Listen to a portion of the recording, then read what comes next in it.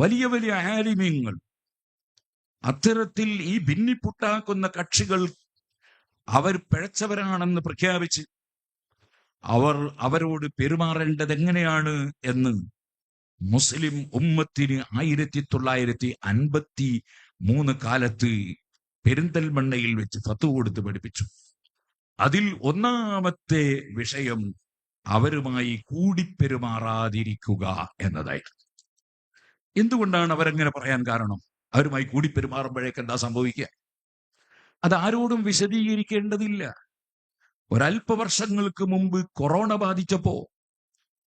ബാധിച്ചവർ നമ്മുടെ സ്വന്തം കുടുംബത്തിലുള്ളവരായാൽ പോലും നിങ്ങൾ കൂടിപ്പെരുമാറരുത്, ഡിസ്റ്റൻസ് കീപ്പ് ചെയ്യണം എന്ന് ഇവിടെ ഡോക്ടർമാര് പറഞ്ഞപ്പോൾ ആർക്കെങ്കിലും എതിരഭിപ്രായമുണ്ടായിരുന്നോ?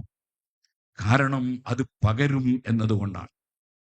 നബി സല്ലല്ലാഹു അലൈഹി വസല്ലം പുത്തൻവാദത്തെ സംബന്ധിച്ച് പറഞ്ഞത് എന്താണ്? കലബി, അത് പേപ്പട്ടി വിഷം പോലെയാണ് എന്നവർ. പേപ്പട്ടി വിഷം പോലെയാണ്, വളരെ അകന്നു നിൽക്കണം എന്നല്ലേ ആ പറഞ്ഞതിന്റെ അർത്ഥം? അത് പഠിപ്പിച്ച നബി സല്ലല്ലാഹു അലൈഹി വസല്ലം തങ്ങളുടെ സ്വഹാബത്തും അയിമ്മത്തും ഇമാം ഗസാലി റളിയല്ലാഹു അൻഹു മുസ്തസ്ഫയിൽ പറഞ്ഞു, അതേ ഇത്തിഫാഖി സലഫിൽ ഉമ്മ,